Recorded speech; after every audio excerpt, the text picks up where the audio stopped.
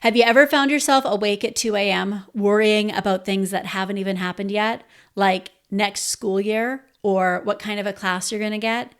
If that's you, trust me, you are not alone. Today, we're going to talk about how to manage the fear of the unknown as a teacher so you can get back to sleeping peacefully and enjoying teaching again. So let's dive in. Hey there, it's Dr. Lori from Beginning Teacher Talk. If you're new here, welcome. If you've been around for a while now, welcome back. Be sure to hit that subscribe button and notification bell so you never miss practical tips and encouragement that are going to help you thrive, not just survive in your classroom. And be sure to listen until the end to find out how you can be entered to win one of my top 10 classroom things contest, which we're going to announce the winners to on our May 10th video. All right, so let's talk about the reality of teacher anxiety. Let's start with the truth bomb. Teachers are planners, right? It's in our DNA, but our beautiful minds love to leap ahead and invent problems before they even happen, especially at this time of year. Can you relate? And I get it. Personally, I faced a lot of worries at different stages in my life, like my husband undergoing a double lung transplant for cancer. That's something to worry about. Or moving my mom into assisted living. That was so stressful. I was stressing about how she was going to adapt. Would she be happy? It went smoothly, thankfully, but now I worry about, okay, will she be okay moving forward? Worry is universal. It's not just confined to our classrooms. But the great news is that there are practical, proven ways to ease this anxiety, grounded in neuroscience and therapy, and today I'm going to share them with you. So today's video is inspired by Shay. She's a first-year teacher who left a comment that really deeply resonated. She had a super challenging class, but she managed to turn things around beautifully by looking for help, by asking for help, by applying strategies, and by refusing to give up. And Shay, if you're watching this, I just want to take a moment to really celebrate you and all the work you did this year and all of the strategies you applied to take a class that everyone in your school acknowledged was a little extra, and not only rein it all in, but do so with the acknowledgement of your peers and your administration. That's got to feel absolutely amazing. So I just want to take a moment to encourage you to really let that sink in. And yet, even after all of her success, Shay confessed that she's already anxious about next year's unknowns. Sound familiar? We all do this, right? So this illustrates exactly how our brains operate. It's just a data glitch that's causing unnecessary worry about hypothetical situations. So let's talk about the neuroscience of worry. Did you know that humans are essentially wired to worry? So unlike animals that live entirely in the present moment, humans have this unique ability to anticipate and imagine scenarios that haven't even occurred. So for animals, stress responses shut off once a threat disappears. But humans, our stress response often gets stuck in the on position, and that's the glitch. Once you recognize it, you can manage it.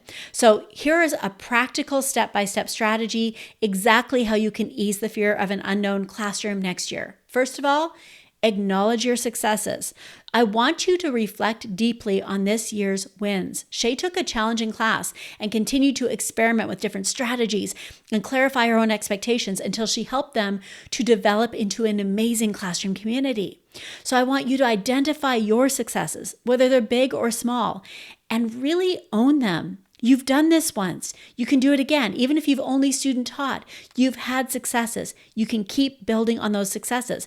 And if you're having a hard time acknowledging your own growth, look back at your smile file, which I really hope you've been keeping, and dig into the letters and notes that you've kept throughout the year to remember positives when you've had challenging days, or even ask a colleague who knows you to help give you a pep talk and remind you, like, what actually went well this year. Sometimes we need someone outside of us to remind us of that.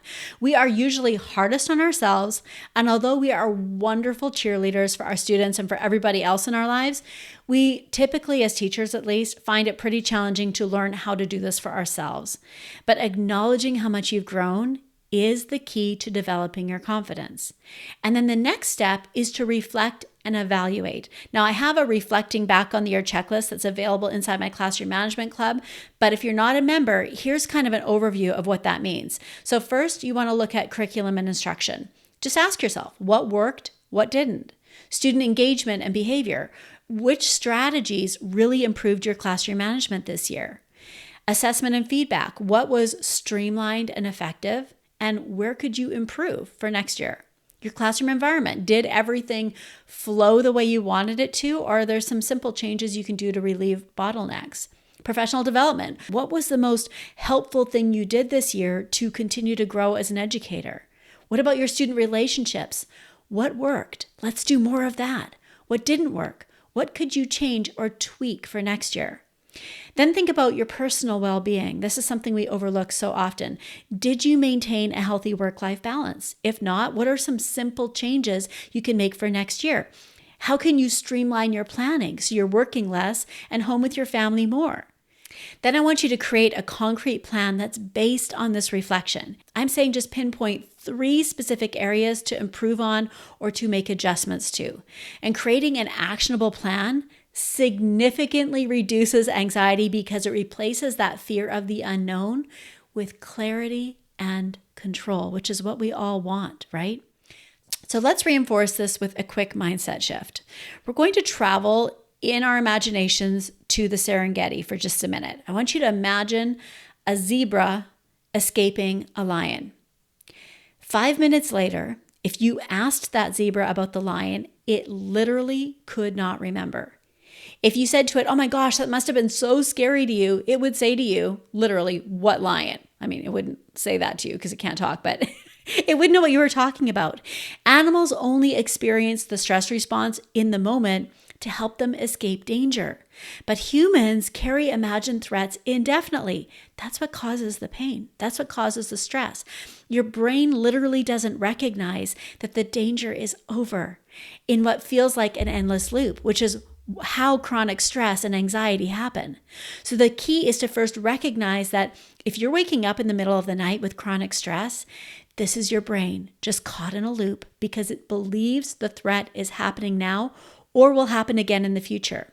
When we understand the good news that this perceived threat isn't real, it's only our overactive human imaginations, we can begin to let go of imagined future threats and ground yourself in what's actually happening right now.